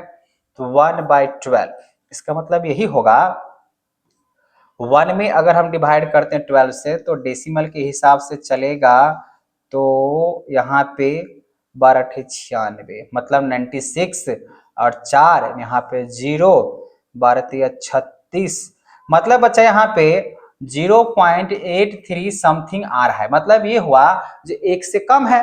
अगर 1 से अगर कम होता है तो यहाँ पे कंडीशन जो फुलफिल होना चाहिए, देखो 5/60 करना, ठीक है, जितना इंक्रीज करा उसको ऊपर लिखते हैं और जितना प्राइस है ना चेंज हुआ है बढ़ा है उसको नीचे लिखते हैं। अब डिवाइड करना, डिवाइड करने के बाद यहाँ पे आपका 0 पॉइंट समथिंग आ रहा था 0.83 मतलब 1 से यहाँ पे क्या है कम है। जब 1 से अगर यहाँ पे कम होता है तो वैसे गुड्स के सप्लाई के हिसाब से the supply of goods will be होगा इन इलास्टिक होगा। मतलब ऑप्शंस क्या हो जाएगा? सी। 52 का क्या हो जाएगा? सी हो जाएगा, ठीक है। नेक्स्ट क्वेश्चन 53 नंबर चलते हैं। बोला गया यहाँ पे which of the following is the characteristic of market on area, presence of both buyers and sellers, single price of the commodity या ऑल ऑफ द एबव। तो 53 का तो यही हो जाना चाहिए, सारे जवाब सही है तो डी लगा देना, ठीक है। 53 का डी हो जाएगा। नेक्स्ट क्वेश्चन नंबर बोला गया 54, market situations where there is only one buyer. क्या क्वेश्चन है? सिर्फ एक को बायर होता है उसको क्या कहते हैं? Market situation where only one buyer मतलब खाली बेचने वाला है और खरीदने वाला एक है, तो आप उसको क्या कहिएगा? ऑप्शन से मोनोपोली नहीं होगा, डिओपोली नहीं होगा, नन ऑफ दीज की बात इसमें तो बातें करेंगे। ये मोनो अगर बात किया जाए तो मोनोसोनी हो जाएगा, मोनो सोनी मतलब ऑप्शन सी होता है। जब भी अगर मार्केट में ध्यान रखना बच्चा, जब भी मार्केट में एक बायर होता है तो वहां पे ये मोनोस्पोंसी बोला जाता है, मोनोपोनसोनी, ठीक है। मोनो और सोनी पी साइलेंट है तो ऐसे पढ़ सकते हो, मोनो पी सोनी कहा जाता है जब एक ही खरीदार हो और विक्रेता बहुत हो, ठीक है। चलो ऑप्शन सी लगा देना।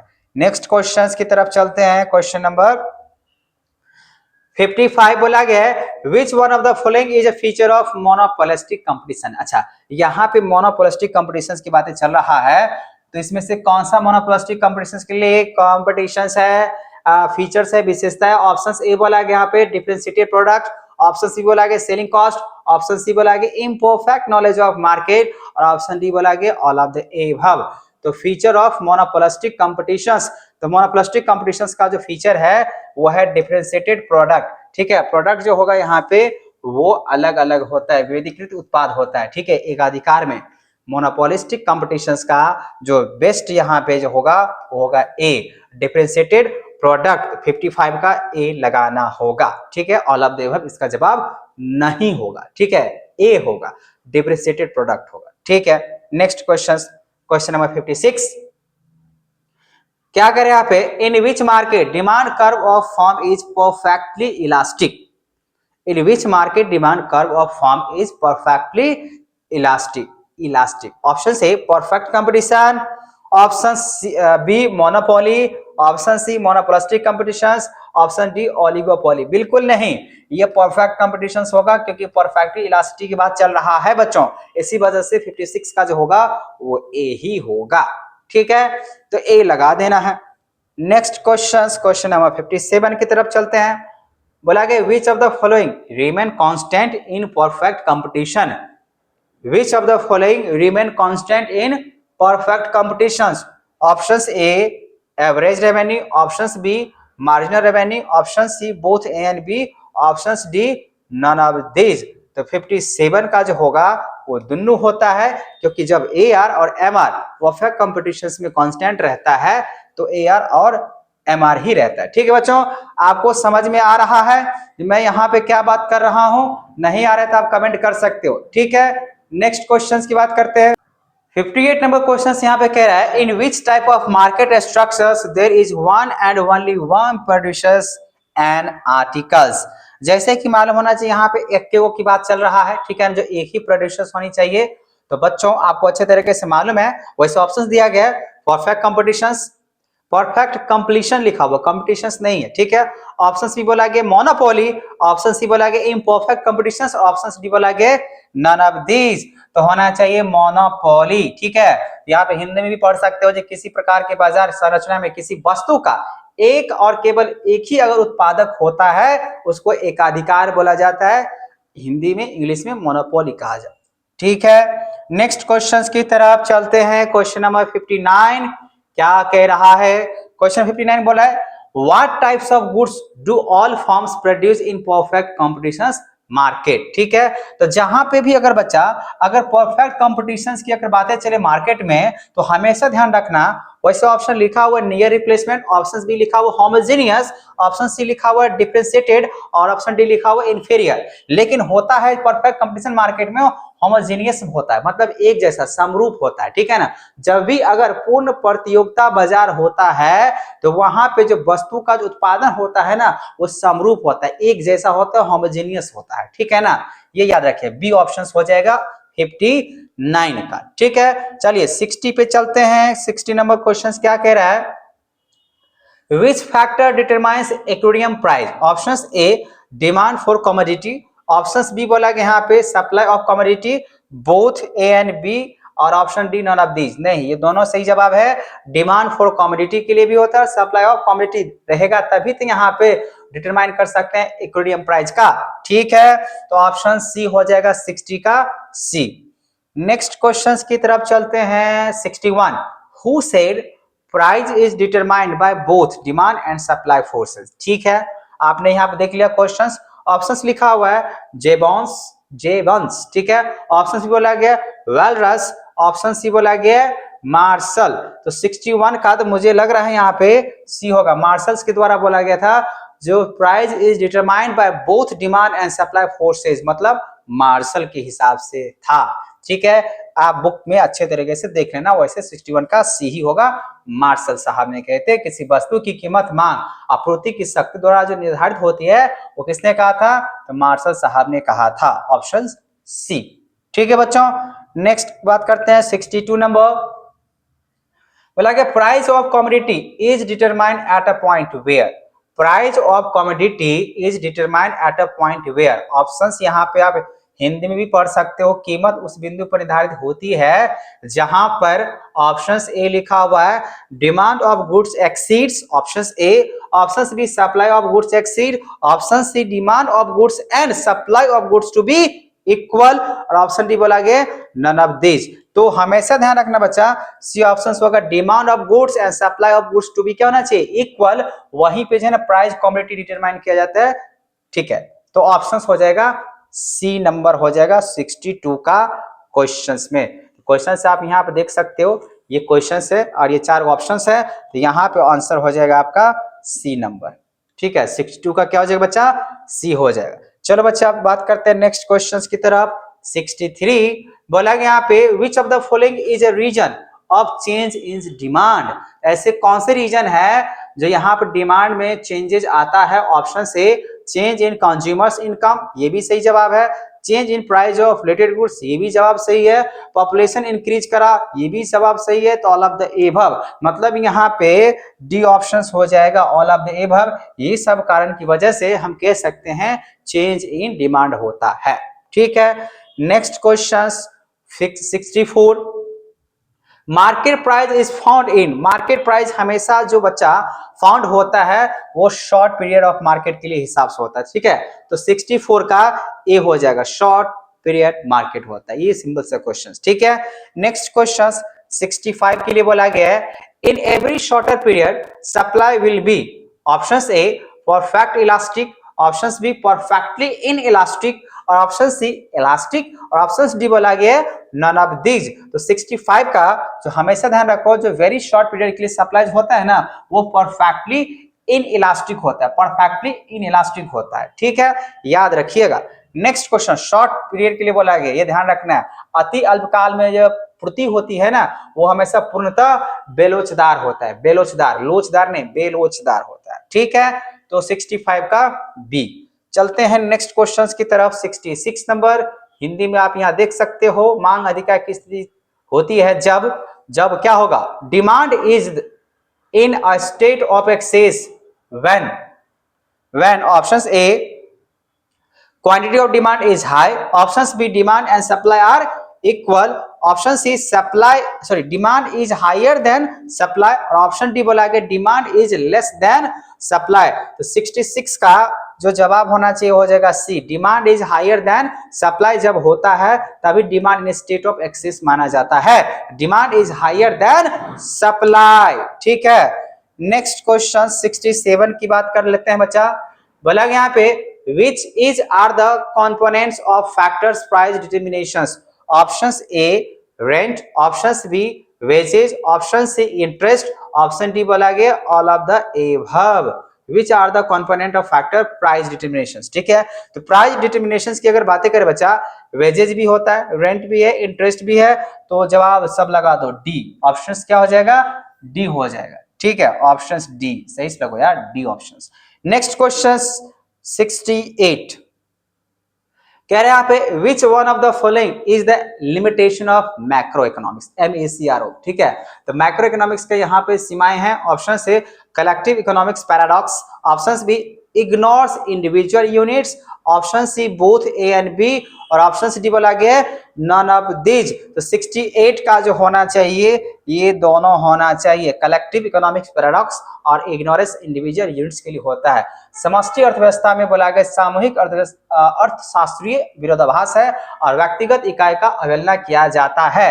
ये दोनों सही जवाब है, इसलिए सी लग जाएगा, ए एंड बी दोनों होता है। ठीक है बच्चों, नेक्स्ट क्वेश्चन 69 नंबर बोला गया employment theory is related to. Employment जो थ्योरी होता है 69 की बात कर रहे हैं, वो क्या कहा गया, static economics, option A, option B बोला गया माइक्रो इकोनॉमिक्स, ऑप्शन सी बोला गया है मैक्रो, MACRO माइक्रो इकोनॉमिक्स, और ऑप्शन डी बोला गया नन ऑफ दिस। तो 69 का एम्प्लॉयमेंट थ्योरी जो होता है, एम्प्लॉयमेंट तो होना चाहिए समष्टि। ठीक है ना, व्यष्टि नहीं होगा, समष्टि मैक्रो, यहाँ पे सी हो जाएगा बच्चा। एम्प्लॉयमेंट का जो थ्योरी है ना वो मैक्रो, MACRO मैक्रो इकोनॉमिक्स में बातें किया जाता है, तो ऑप्शन सी लगा देना, सही जवाब मिल जाएगा। नेक्स्ट क्वेश्चन चलते हैं 70 नंबर, MACRO। ठीक है, माइक्रो इकोनॉमिक्स स्टडीज किया जाता है फुल एम्प्लॉयमेंट, अभी मैंने बात किया था। ठीक है ना, aggregate price level, option C बोला गया gross national product, option D बोला गया ऑल ऑफ द एबव। तो सारे जवाब सही है, इसी वजह से यहाँ पे लग जाएगा डी। नेक्स्ट क्वेश्चन यहाँ पे 71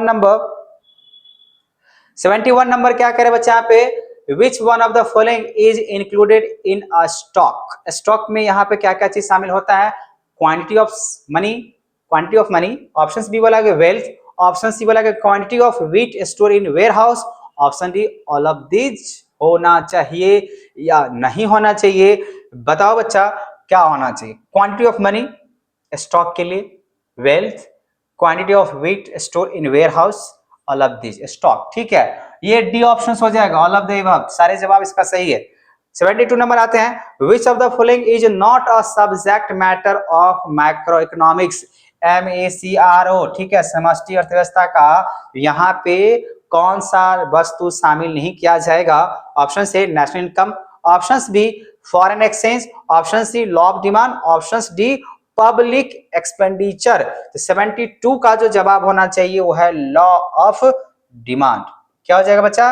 72 का लॉ ऑफ डिमांड को यहाँ पे ये सब्जेक्टिव मैटर मैक्रो इकोनॉमिक्स के लिए नहीं होता, ये इंडिविजुअलिटी के हिसाब से, ठीक है। तो लॉ ऑफ डिमांड यहाँ पे नहीं होगा, ऑप्शन सी जवाब इसका होगा, 72 का सी ऑप्शन होगा सही जवाब। नेक्स्ट आते हैं 73 वाला गए, which one of the following is included in circular flow. तो सर्कुलर फ्लो में कौन कौन चीज आएगा बच्चा? ऑप्शन से real flow, option B monetary flow, ठीक है, और सी बोला गया बोथ है बी, और ऑप्शन डी बोला गया नन ऑफ दीज। तो देखो ये रियल फ्लो भी है और मॉनेटरी फ्लो भी है, इसीलिए सी जवाब लगा दो सही जवाब, ठीक है। चक्रीय प्रवाह के अंतर्गत निम्नलिखित में से कौन सा शामिल है? वास्तविक प्रवाह और मौद्रिक प्रवाह दोनों होता है, ठीक है, दोनों लगा दो। तो ऑप्शन हो जाएगा यहाँ पे सी, ऑप्शन सी हो जाएगा 73 का सी। नेक्स्ट क्वेश्चन चलते बच्चा 74 नंबर, बोला कि which are of the following is included in flow. Flow में क्या आता है? फ्लो में क्या आता है? प्रवाह के अंतर्गत कौन सा शामिल होता है? कंजम्पशन भी होता है, इन्वेस्टमेंट भी है, इनकम भी है, तो सारे जवाब सही है, तो ऑल ऑफ द एबव हो जाएगा। नेक्स्ट यहाँ पे क्वेश्चन है जिसमें से कौन सा सही है? विच of the equilibrium conditions of circular flow in 4 sector model.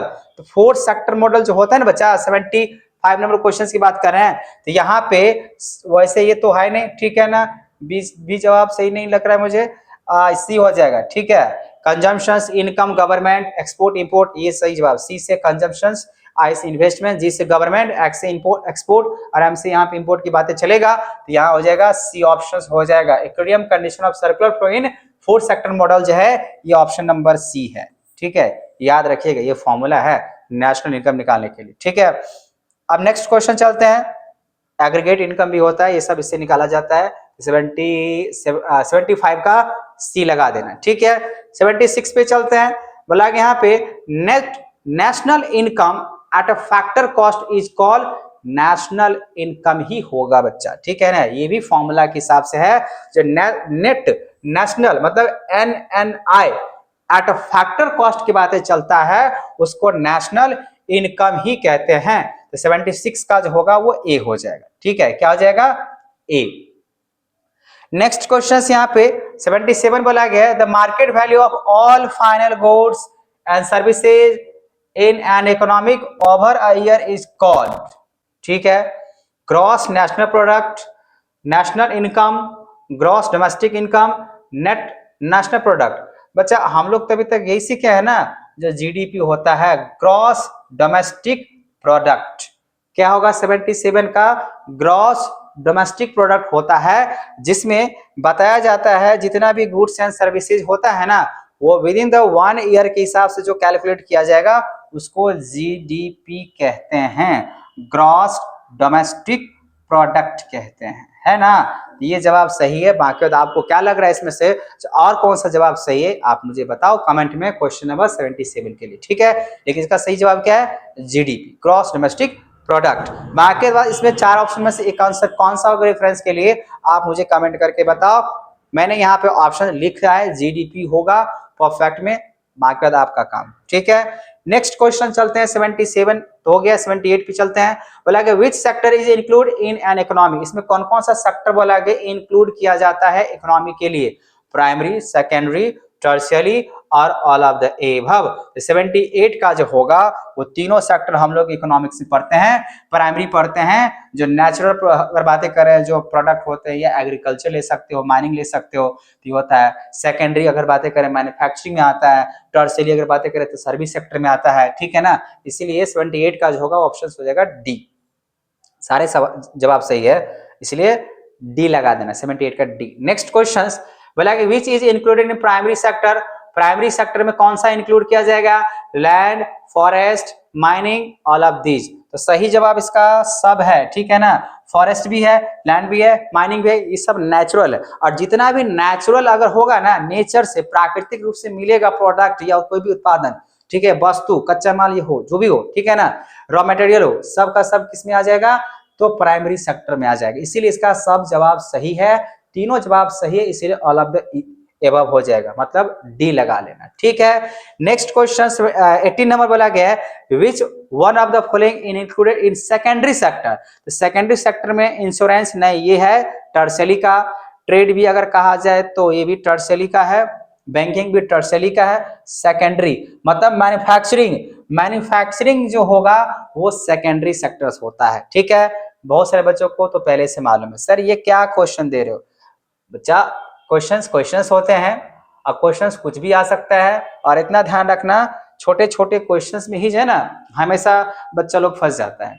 और इतना ध्यान रखो एग्जामिनेशंस में कोई टफ क्वेश्चंस नहीं आते हैं, हमेशा एवरेज क्वेश्चंस आएगा, ठीक है ना, कॉन्सेप्चुअल क्वेश्चंस आते हैं, बहुत इजी आता है, और इजी क्वेश्चंस में ही बहुत सारे बच्चे फंस जाते हैं। बहुत सारे बच्चे क्या करते हैं, टफ टफ क्वेश्चंस को जो है या तो पूछते हैं, बनाते हैं, ठीक है ना, उसको रट्टा मारते हैं, लेकिन जबकि ऐसा नहीं है, कॉन्सेप्चुअल क्वेश्चंस है, अगर कॉन्सेप्ट अगर आपका क्लियर है तो आपको अच्छे तरीके से मार्क्स मिलवे करेगा। इसीलिए मेरा सजेशन है आप लोग कॉन्सेप्ट पे ध्यान दे, और छोटे छोटे जो क्वेश्चंस है ना जो आपको कॉन्सेप्ट को बिल्ड करेगा उस पर ध्यान दो, बाकी और टफ क्वेश्चन अपने आप बनना शुरू हो जाएगा। ठीक है, चलो नेक्स्ट क्वेश्चन की बात करते हैं। क्वेश्चन नंबर कौन सा होगा, 81 बोला गया पे which are of the following is a component of profit.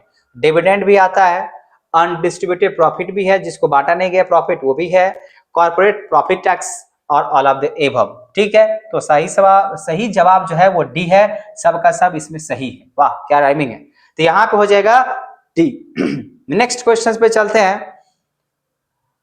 Question number 82 बोला गया advantage of barter system. Barter system किसको कहते हैं, जो पुराने समय में जब मनी का इन्विटेशन क्या उसको बोलते हैं, इनोवेटिव भी नहीं हुआ था, ठीक है ना, बनाया भी नहीं गया था, तो उसमें बार्टर सिस्टम चल रहा था, जिसमें अगर कहा जाए डबल यहाँ पे कोइंसिडेंस हो गया था, तो यहाँ पे क्या जवाब सही है, बोला गया था या बोला गया है जो एडवांटेज होना चाहिए, ऑप्शन ए सिंपल सिस्टम था, मोर मेच्योर कोऑपरेशन था, नो इकोनॉमिक डिस्पैरिटीज था, या D all of the above था। बिल्कुल सही जवाब है, जो पहले बार्टर सिस्टम में ऐसा ही था, सिंपल सिस्टम था, कोई कंफ्यूजन नहीं था, लेकिन हाँ डबल कोइंसिडेंस ऑफ वंस की वजह से उसको हटा दिया गया।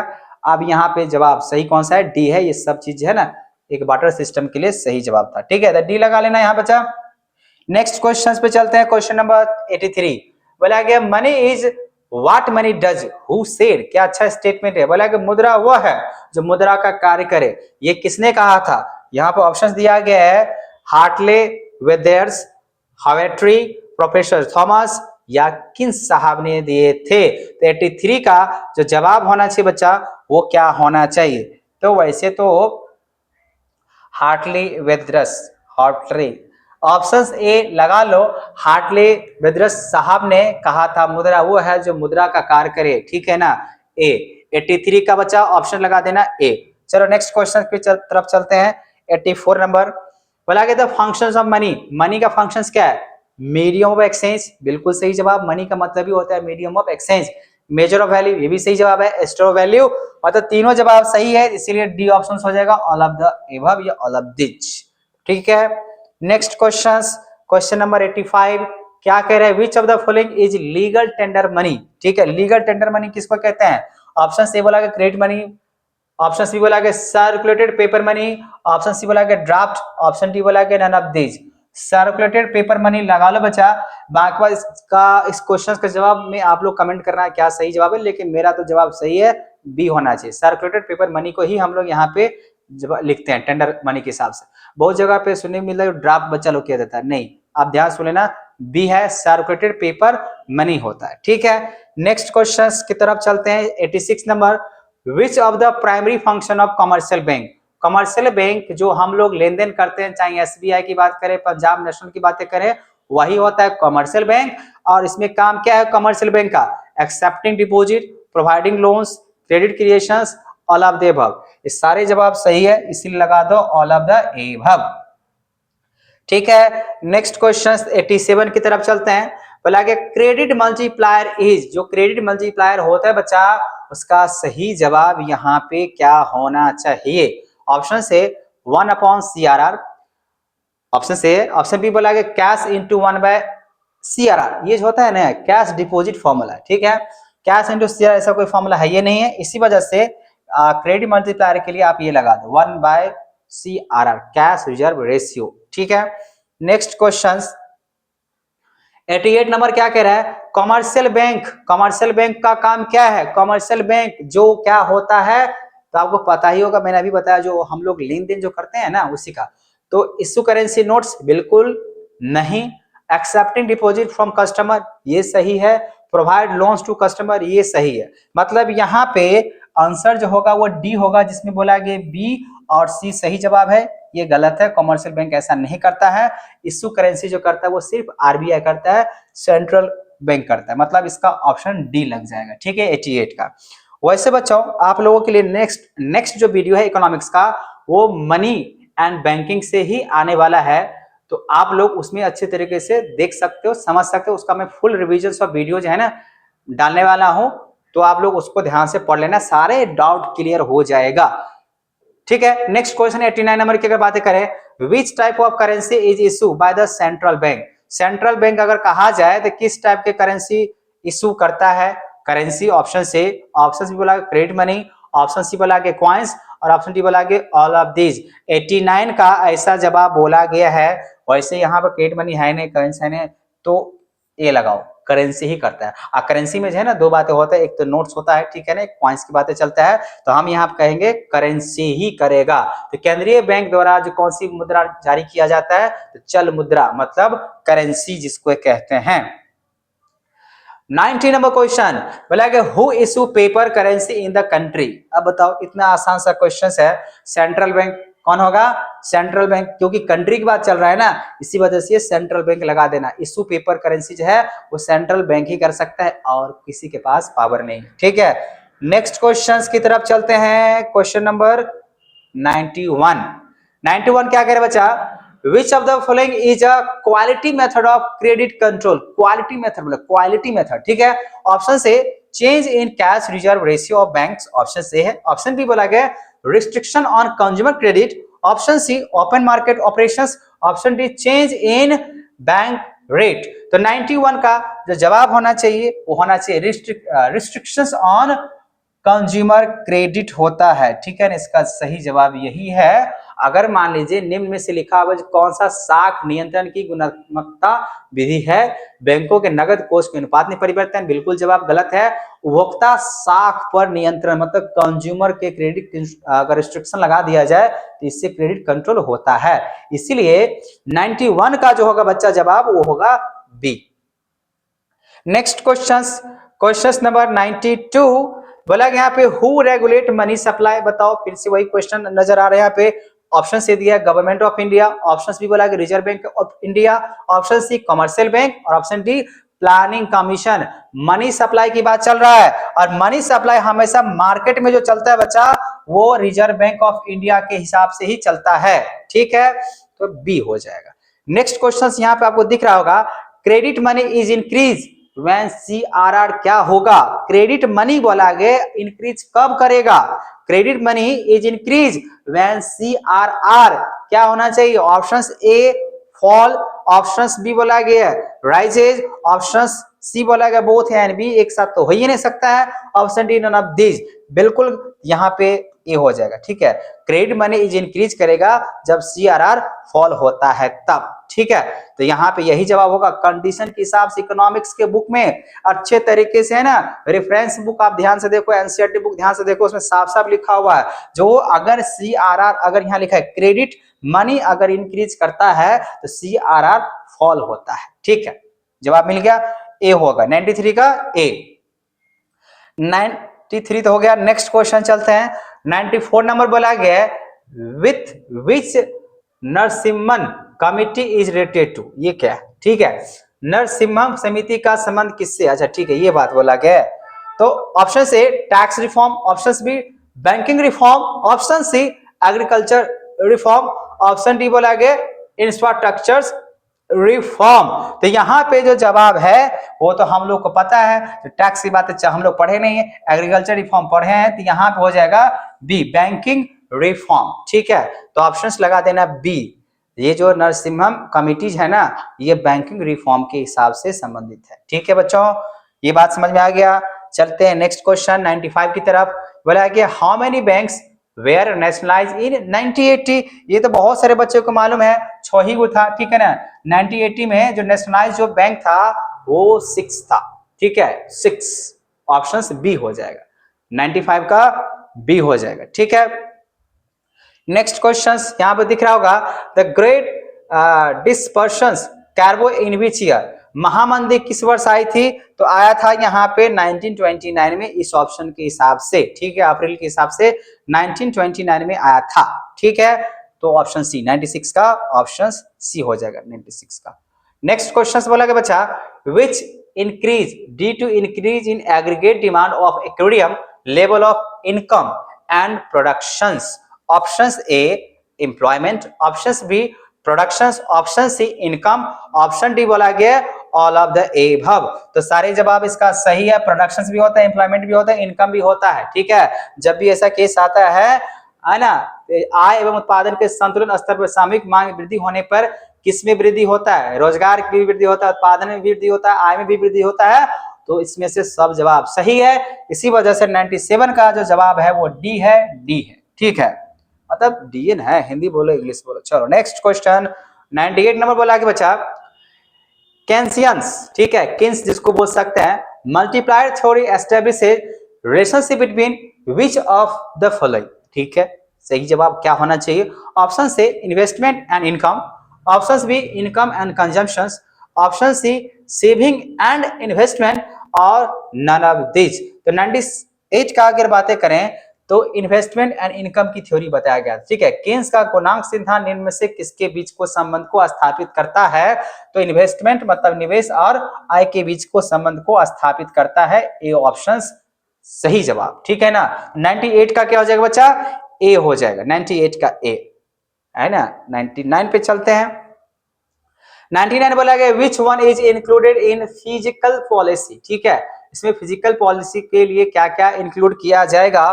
Options A public expenditure, options B taxation, option C public debt, और options D all of the above. तो 99 का सही जवाब universal answer D, all of the above. ठीक है, पब्लिक एक्सपेंडिचर्स के लिए भी कंसीडर किया जाता है, इंक्लूड किया जाता है, टैक्सेशन भी आता है, पब्लिक डेट भी आता है, ये सब मिला के ही ये फिजिकल पॉलिसी तैयार किया जाता है बच्चों। ठीक है, जिन बच्चों को हिंदी में देखना है इस क्वेश्चंस को आप यहाँ पे देख सकते हो। कहाँ गया? राजकोषीय नीति के अंतर्गत किसे शामिल किया जाता है? सार्वजनिक व्यय, करारोपण, सार्वजनिक ऋण और उपयुक्त सही। सब जवाब इसका सही है। और हम लोग आगे यहाँ पे 100 नंबर ऑब्जेक्टिव क्वेश्चंस का last question 100 number, which of the following is not a revenue receipt. तो इसमें से कौन सा रेवेन्यू रिसिप्ट में नहीं आएगा? ऑप्शन से recovery of loan, foreign grants, profit and public enterprises, और डी ऑप्शन विद टैक्स। तो यहाँ पे लिखा हुआ है नॉट रेवेन्यू रिसिप्ट। ठीक है, रिकवरी ऑफ लोन। अब बच्चों, अब बात आती है यहाँ पे इंपॉर्टेंट क्वेश्चंस 2 मार्क्स का, जिसका जवाब मैं आप लोगों को वीडियो बना के पहले ही अपलोड कर चुका हूं। बस मैं आपको क्वेश्चंस दिखाना चाहता हूं कौन कौन सा क्वेश्चंस है। आप देख सकते हैं यहाँ पे first question, what is mean by factor price determinations. Question 2, explain capitalist economy. 3 number question, define consumer equilibrium. Question number 4, mention two difference between desire and demand. ये सब क्वेश्चन आराम से देखो, ठीक है ना। ये सब क्वेश्चन 2-2 मार्क्स के लिए है। अब अच्छे तरीके से यहाँ पे ये वायरल क्वेश्चन पेपर है, ठीक है ना, इसको अच्छे तरीके से आपको पढ़ लेना है, ठीक है ना। आप यहाँ पे देख सकते हो हिंदी इंग्लिश तो अच्छे तरीके से, ठीक है। What is mean by fixed factor productions, marginal cost क्या होता है, when does the total revenue या TR start decline, what is meaning of firm of equilibrium, state the law of supply, what does price elasticity of supply, ठीक है। Write two feature of perfect competitions. ये सब आप देख रहे हो ना, सारे क्वेश्चंस आपको क्या करना है, याद करनी है। और इतना कह देते बच्चा, जिन बच्चे को लग रहा है हे छोड़ो ना, ये कहीं से सर क्वेश्चन लेके दे दिए हैं, अब बोलते हैं वायरल है, ऐसा है, तुम इसको याद करके जाना एग्जामिनेशंस में। नहीं आएगा तो मुझे कमेंट करना जो आपने मेरा क्वेश्चन पेपर पढ़ के गया था और नहीं आया था, ठीक है ना। वहां पर आपको जितना भी कमेंट करना है, जो भी कहना है, आप मुझे कमेंट में कह सकते हो। कोई आपत्ति नहीं होगा। लेकिन हाँ, ये जो मैं क्वेश्चंस कह रहा हूँ बच्चा, उसको कम से कम आप याद करके जाना। 100% एश्योर करवाता हूँ कि क्वेश्चंस आपके एग्जामिनेशंस में आएगा आएगा आएगा। ठीक है ना। ये आपने देख लिया क्या है। अब लॉन्ग टर्म क्वेश्चंस पे आ जाते हैं। ठीक है, यहाँ पे what are the exception of law of demand आप देख सकते हो। Explain factor determine elasticity of demand, distribute with difference between fixed and variable cost. ठीक है, ये टोटल 38 क्वेश्चंस की बातें चला है।